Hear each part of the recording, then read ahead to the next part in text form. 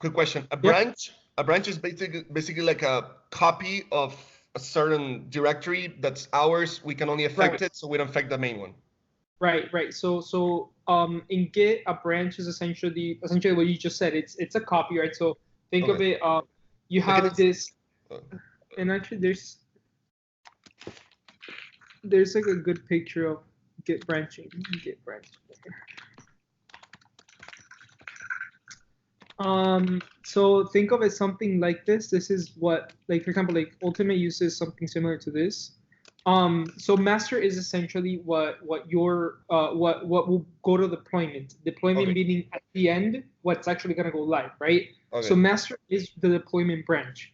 So let's say that right now we're in V1, right? And teams are working on a bunch of different things. So one team is gonna branch off master to their develop branch. In this case, the develop branches are their sprint branches, right? Okay. So Makes sprint sense. one, Like EFBT sprint one, the yeah, team sprints. Okay. right. So if you actually, and you guys can see stuff like, so if you go to, for example, if you go to the branches on Bitbucket, and if you go to EFBT sprint one, which is one of the ones that need to get merged, Okay.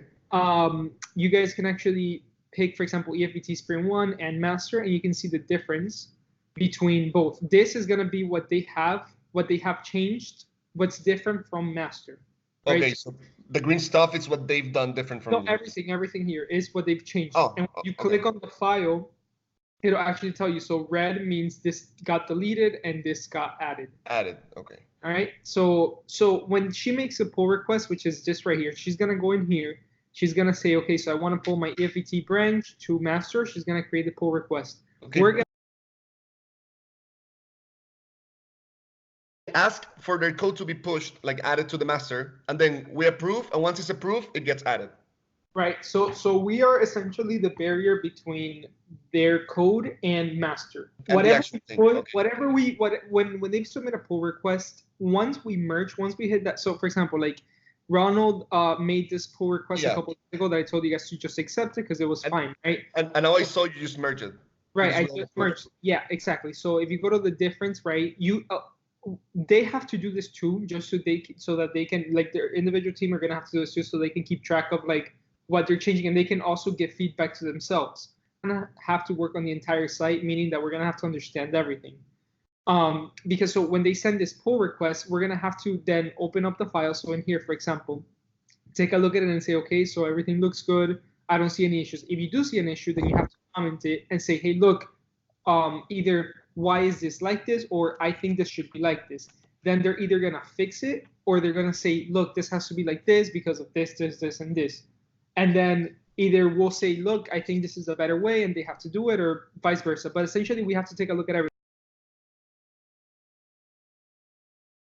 The way that I believe it's gonna work, this stuff, before we merge it, we have to test it. We can't merge it to masters before we test, because then we would have to roll a lot of things back if there is a bug. So what goes to master has to be like 90% foolproof. Master is going here. So if it's not ready to go to master because they either need another team to do something, we can't accept the pull request. So So this we also need to know if they have dependency on another team to wait and right. approve. So this goes on to the second point. So we're not just gonna magically know that stuff.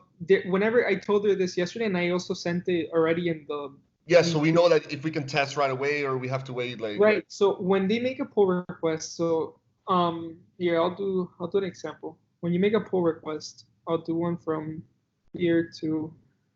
Okay, so what you're doing now, you're saying I want your Right. own branch that you made. You're saying I want to add it to our branch, our EFT, F4 right. branch. I And want to unless we tell you like, okay, it's good, Adrian, it won't go there.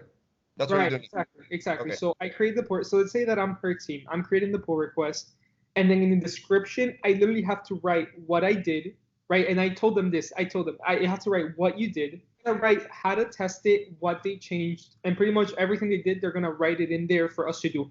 We are then gonna follow their testing instructions and the acceptance criteria that we had on the user stories. So based off their like we're gonna like test it how they told us and test it against the acceptance criteria. So Where do I see the pull requests? So go to the Git, and then on the left hand side you're gonna see pull requests. Okay, pull requests. Okay, I see yours. Builds So none. Stat reviewers 0. adding Adi as a reviewer, she has to add us and Sajadi as a reviewer. Okay. Okay, so the people can yeah, because I don't have a button to approve. Right. So if I add Adi as a reviewer now, so you can, if you refresh it, you'll be able to see, and you'll be able to make comments. So like if you press a comment, you see,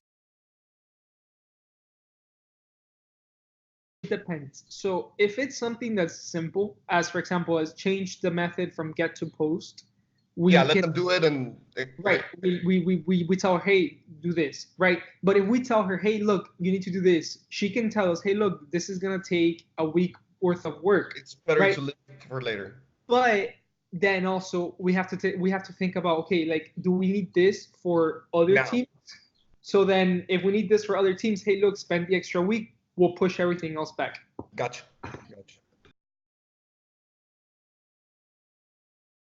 Present. So here you can see behind and ahead. This is behind how many commits this branch is behind master, and how many commits is ahead. Behind meaning, so like master got updated 4 times after this branch was created. So master has four different commits that are newer than this. Okay. And this is 7 commits ahead of master. Kind of like picture it in your head. So like, for example, like if you look here, so this here, so and develop here, this would be 1 commit ahead of master, right? Because master's here, this would be 1 commit ahead of master, 2 commits ahead of master, 3 commits ahead of master, but then now it's 1 commit behind of master, right? Because this here branched off over here, and master moved up 1, but this one is still not connected to master. The C# files are independent of all this setup here, because you literally, like, even now, like with this setup, you still just drop your test in the test folder, And we and do the changes like yeah, once we know. there are some more changes like category, like some little things like that. And the cool thing about those is that when you go here now, it'll actually tell you, like we did this yesterday or the day before yesterday. So like when with that category, it'll actually tag the test that failed. So it'll say edit user first name test. Okay, that's good. Which is this class here, and it'll even tell you the method. So if you have multiple methods on the same class, like it'll tell you the class.